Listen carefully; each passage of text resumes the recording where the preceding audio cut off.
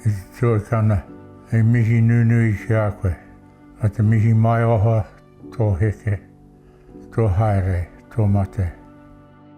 He Maimai Aroha mō Masashi Yamada. He is probably the single most influential supporter we had. Nō ngā tauwaru tekau, I tūtaki a Tā Tipene O'Regan ki te kaipakihi Hāpanihi a Masashi Yamada I tētahi wā hirahira o te hitori o Ngāi Tahu. E ai ki te kai whiriwhiri matua o te kreme Ngāi Tahu, nā te putea tautoko a Yamada, ia hei ai te iwi ki te whakatau me te karauna I te tau kotahi manoa iwarau iwa tekau mā ono. The old man said, give me a single reason why we should do this thing. And I said, we should do this thing lest we be cursed, lest we should be cursed by our grandchildren. The room erupted, people clapping, and the old man stood up, came across, held my hands, shook my hand. Jesus, what have I done? Koinei te tīmatanga o Ngāi Tahu Fisheries, a nā kona ka putea tautoko a Ngāi Tahu Property. Ko tā O'Regan, I haere tonu ngā putea tautoko a neke atu I te tekau miriona tāra te nui. Our banker effectively became Yamada, and we kept us going.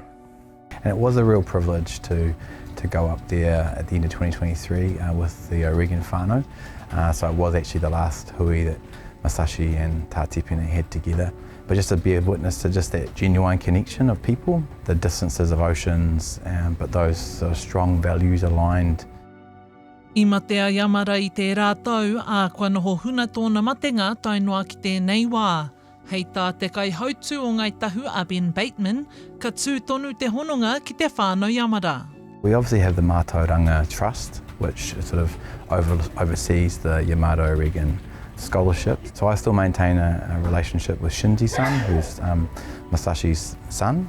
They want to honour their own father's legacy in the relationship, and they see value in the long-term connection between us.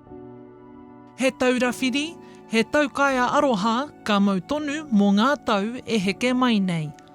Ka kite anō e toho, e te rātaha o te arai. Maimai. Hora Kairangi Nicholas, Tahu News.